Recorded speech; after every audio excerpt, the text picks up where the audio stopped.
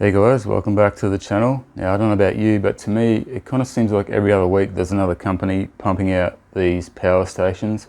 But you've probably heard of Jackery before. They've been doing it since 2012, so you know they know what they're doing with over 3 million units sold already. And if you didn't know, you can actually check these out now at your Bunnings warehouse if you live in Queensland, and I think the rest of Australia pretty soon, so that's pretty cool. Now, I have been sent this here Solar Generator 1000 Pro to check out and show you guys. Now, it seems like to me a lot of these sort of review videos focus a lot on the camping side of it, which is fine. And you also get the reviews where people plug in 1,000 appliances to see how much they can handle. What I thought I would do is demonstrate how you can actually power an entire shed with a unit like this with nothing but energy from the sun. Now, why would you want to do that? Maybe you've got a shed that it's too costly or impractical to run mains power to. Obviously, you know, you've got to weigh up the cost because these units aren't exactly cheap themselves, but at the end of the day you're also getting that free power from the sun. Now this particular shed is connected to the grid. I have power points in here. So why am I powering the shed with this thing? Well, obviously as a demonstration for you guys, and there's definitely a sense of satisfaction, you know, not only running the lights, my power tools, charging up all my devices, keeping myself cool with a fan, and also keeping my drinks cool in a fridge, all powered by the sun. You know, off-grid is a bit of a buzzword these days, and while the main house is still on mains power, just being able to go off-grid in the shed for a start is pretty cool. And this stuff really fascinates me, guys. Like, I don't know a lot about electricity, but it's really cool. Obviously, building your own solar setup can be quite technical. You need a fair bit of knowledge in that field. With these, it's a simple matter of working out how much power you need and plugging it in. All the batteries, the inverter, the battery management system, the DC to DC converter, it's all contained within. You don't have to wire everything up separately. So very simple. Also, of course, clean and quiet compared to your regular generator. Now, working out how much power you're going to need can be the tricky part. I'll go into that a little bit later on if you're interested. Maybe give you a bit of a guide, but yeah, it is variable on a lot of different factors. Now, of course, when the working week's over in your shed, it's very simple to grab this portable unit, throw it in the back of your four-wheel drive, grab your solar panel, off you go, and you can power your campsite for the weekend as well. So yeah, you can still get that functionality out of them with your camping. Not only that, of course, if you have an extended blackout in your house, grid power goes out, you can power your fridge and other essential devices with the Jackery, and you know, set that solar panel up. As long as the sun's shining, you're good to go. Keep your phones charged up, your laptops, whatever. So for this setup currently, guys, I've actually got the solar panels up on the shed roof. It faces kind of northwest, so gets good sun pretty much all day long. Keeps this thing juiced up, no worries at all. Jackery did send me one of their Solar Saga 100 watt solar panels. I really like these little solar panels, guys. They're only 2 panels that fold together, a lot easier to deal with and move around than the larger panels that have you know, 4 separate panels that all, you know, can be tricky to maneuver. The only downside, of course, is they are only 100 watts, so you're probably going to need several of them depending on how much power you need. But there's absolutely no worries of plugging in a whole bunch of these solar panels to this unit. It can actually take up to 800 watts of solar input, which is pretty impressive. Now, quickly go over all the ports and features of this unit. Obviously, on the back here, we've got our AC and DC inputs.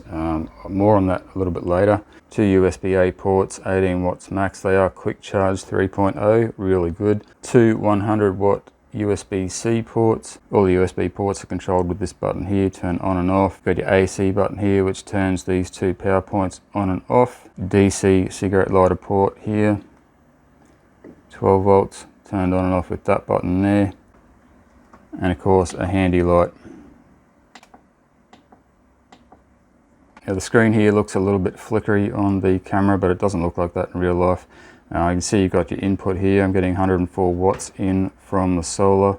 At the current rate, it's going to take 48 hours to charge it. That's including the draw that's coming out over this side, which is 71 watts. It's going to take 99.9 hours to run out at this rate. And we've got 229 volts, 50 hertz. So that's basically it, guys. Nothing on the sides, just you know, the cooling vents from the fan. We don't have any wireless charging on top, which is fine with me. That's fairly inefficient way of charging your phone and stuff, guys. So yeah, better off plugging it in Okay, so working out how much power you're going to need to do what you want to do can be a little bit tricky to get it perfect, but it is just a matter of simple maths, really. All the watts and watt hours and all that stuff, it can be a bit confusing. Most of you guys probably already know what it means, but if you're a little bit unsure like I was, I'll try and explain it in simple terms. This unit makes it quite easy because it is both a 1000 watt inverter, and it also has around about 1000 watt hours of power. Now, watt hours is storage of power, how much it can store. The watts is how much it can actually put out at one time. So based on those numbers, if you've got a device that draws 1000 watts, pretty much like your average kitchen kettle, I think they draw about 1000 watts boiling water. This unit will run that 1000 watt device for 1 hour. So 1000 watt hours means 1000 watts for 1 hour. So likewise, if we have a device that uses 100 watts, divide 1000 by 100 gives you 10, so it'll run a 100 watt device for 10 hours. Now, of course, no batteries are 100% efficient, so you're probably looking at around about 80% of that actual number. A fair bit's lost in conversion, especially when you're converting from DC to AC and all that sort of stuff, so that is something else to take into consideration. Now, I'll try and give you guys a little bit of an idea of how much power certain devices use. I actually have this USB clock here plugged into the USB port, and I've also got a little security camera up there, which is the other plug there. Those two together use 1 watt on the screen, that's what it says. Alright, I'll turn everything off that I've got running currently. Don't know if you guys will be able to see that, but yeah, it's showing the 1 watt for the clock and the security camera. Now if I turn this one little LED light overhead here on, so that's taking it up to 6 watts, so obviously that one uses 5 watts. I've got a couple of larger LEDs up here. Turn that one on. That's brought us up to 24 watts. So that one is using 18 watts.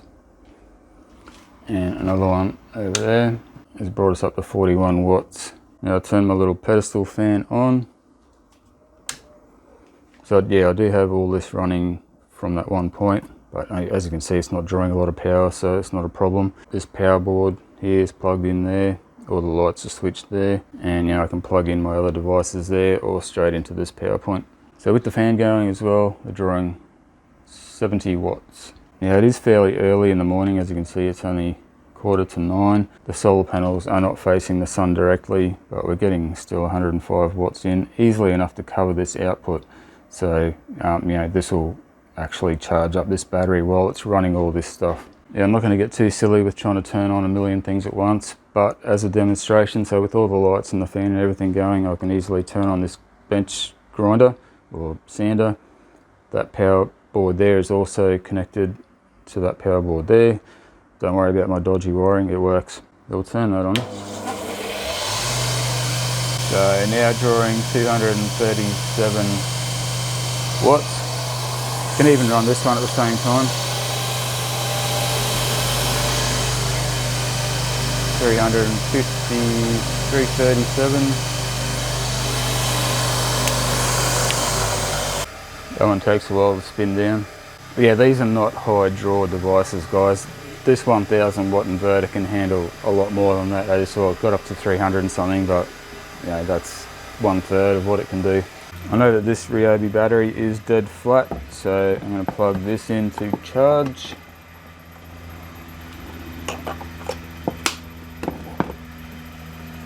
So on top of the 70 watts that we're drawing with the lights and everything, it's now bumped up to 100, so that's drawing 30 watts.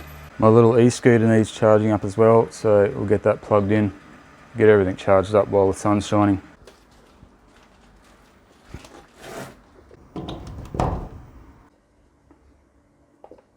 So running all the lights and fans, charging up the Ryobi, and also charging up the scooter over here, we're drawing 216 watts. And we're getting about 110 watts in from the sun. So obviously guys, the solar input is a really big factor in all this. If you're going to be consistently drawing more than what the sun is putting into your unit, it's going to run out eventually. Yeah, obviously when I'm out here working, generally it's just the fans and the lights going most of the time. I'll get on the grinder now and then, the angle grinder, charge up a battery here and there. But for the majority of the day, I'm only drawing about 80 watts and I can get, you know, around about 200 watts from the solar, so absolutely no problem at all. When it starts raining, of course, all that goes out the window. You do still get some solar input on cloudy days, but it does drop down quite a lot. All that's got to be taken into consideration. I think when it comes to the solar panels, you want to have more than what you need, just for those, you know, rainy days. Now, a couple of quick tips I want to show you guys that nobody else has really mentioned in any of the videos that I've seen on this unit. First one is the display here. Now, it automatically turns off after a set amount of time. I think it's like 20 seconds or something. So you've got to keep pressing that button to bring the screen up.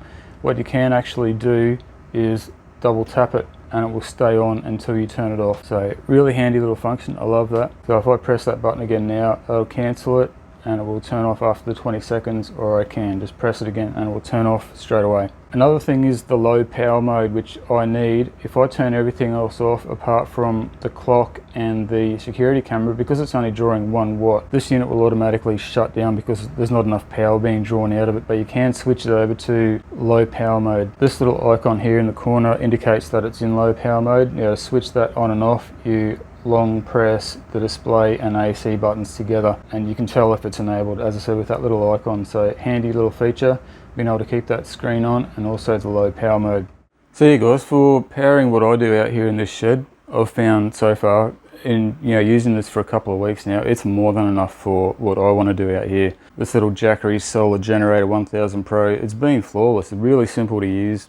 It's no frills, no fuss, just works and does a really good job. Now, nothing is 100% perfect, and it wouldn't be a proper review without telling you what I don't like about it. And there are two and a half things that I think could be improved, maybe. The first one being there is no app for this unit, so you can't use your phone or other device to remotely control or monitor this unit. Not really a big deal, but it's something that I've gotten used to with other units, and I do miss it a little bit. But to be honest, the Bluetooth connection between these units and your phone doesn't really go that far anyway, so you're generally only a few steps away from actually looking at the screen yourself rather than checking your phones. So not a huge deal, and I guess on the flip side it does keep the cost of these down a little bit compared to others. The other gripe I have, and this one I would like to see changed, is the location of the inputs on the back of this unit. Now, it doesn't affect my setup here because I've got a fair bit of clearance behind here, but because they stick out quite a long way, and for some reason Jackery have decided to use their own proprietary barrel ports, so you can't plug in. Even the solar panels you get with this have a little adapter on them that you plug in and then plug into the unit itself. The plugs directly off the solar panels do actually go plug into the unit, but they don't contact because the center pin is smaller. Why they've done that, I don't know. I'd really like to see some kind of universal solar or DC inputs for these and put them on the side. That's just my personal preference. I feel like being able to flush mount this back against a wall or something without that plug sticking out on the back would be a lot better. I do believe you can get right angled plugs for your solar adapters to make it a bit better. You'd be able to go closer to the wall, but just putting them on the side would be so much better. So yeah, that's my 1.5 gripes. The fact that they're non-universal, you got to use an adapter, and the fact that it's on the back, it's sort of the same issue, but two little things. Yeah, if they had a universal port on the side, it's also a lot easier to connect and disconnect when it's on the side rather than around the back. So yeah, a couple of little things that could be improved, but really they're the only things that I've noticed so far. So yeah, thank you for sticking around to the end of the video, guys. Big thanks to Jackery for sending me this versatile little unit. As I said, powers the shed, take it out camping on the weekend, take it in the house when the power goes out. Really good to have.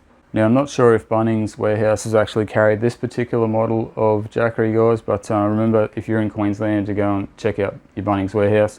You can have a look at these in the flesh if you want to. Queensland only at the moment, but they tell me soon Australia wide. Other than that, you can of course order online as per usual. There will be links down in the description, guys, and if I can find any discount codes or whatever, they'll be down there as well. Cool, thanks for watching, guys. Remember, off grid.